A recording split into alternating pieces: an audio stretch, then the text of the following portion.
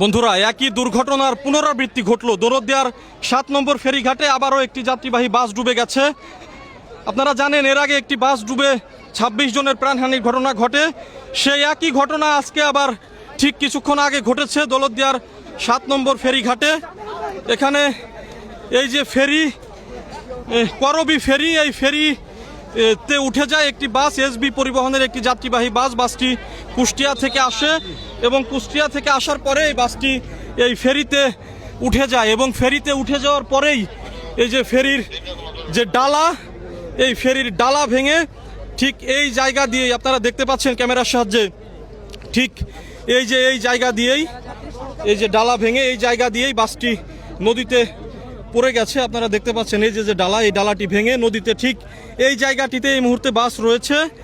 আপনারা দেখতে পাচ্ছেন এরই মধ্যে উদ্ধারকারী জাহাজ হামজা এখানে চলে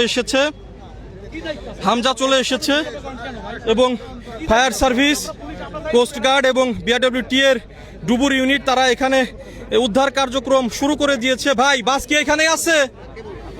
ফায়ার সার্ভিসের যারা ডুবুর ইউনিটের সদস্যরা আছেন তারা বলছেন যে বাসটি এখনো পর্যন্ত এখানেই আছে। আমরা প্রশাসনের সঙ্গে কথা বলেছি, তারা বলেছেন যে হতাহতের আশঙ্কা তেমন একটি নেই, তবে বাসটি যখন উদ্ধার হবে, উদ্ধার করার পরেই বোঝা যাবে আসলে কোনো হতাহত আছে কিনা।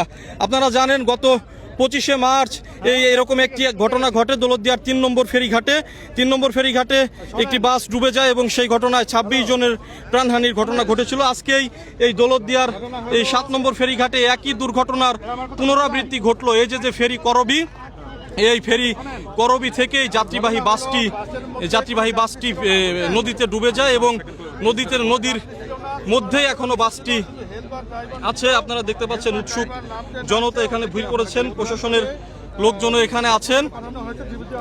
ঠিক এই জায়গাটিতেই বাসটি এখনো পর্যন্ত এই জায়গাটিতেই বাসটি ডুবে আছে। এখানে উদ্ধার তৎপরতা চলছে, উদ্ধার কার্যক্রম চালাচ্ছে। আপনারা দেখতে পাচ্ছেন উদ্ধারকারী জাহাজ হামজা এখানে এসে পৌঁছেছে।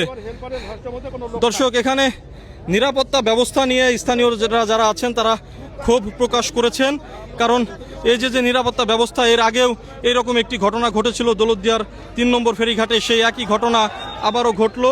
স্থানীয়রা কিন্তু মাঝে মাঝেই ক্ষুব্ধ হয়ে যাচ্ছেন, তারা বিভিন্ন ধরনের স্লোগান দিচ্ছেন যে কেন এই দৌলতদিয়া ঘাটে বারবারই এই একই ঘটনা ঘটে। আপনারা দেখুন উৎসুক জনতা বা স্থানীয়রা যারা আছেন তারা কিন্তু ক্ষোভে ফুঁসে উঠেছেন। এখনো পর্যন্ত বাসটি পদ্মা নদীর নিচেই আছে। বন্ধুরা, আপনারা আমার এই পেজের সাথে যুক্ত থাকুন, এরপরে যা আপডেট আসবে বা আপডেট পাওয়া যাবে আপনাদেরকে আমি জানিয়ে দিব। আপনারা সবাই যুক্ত থাকুন।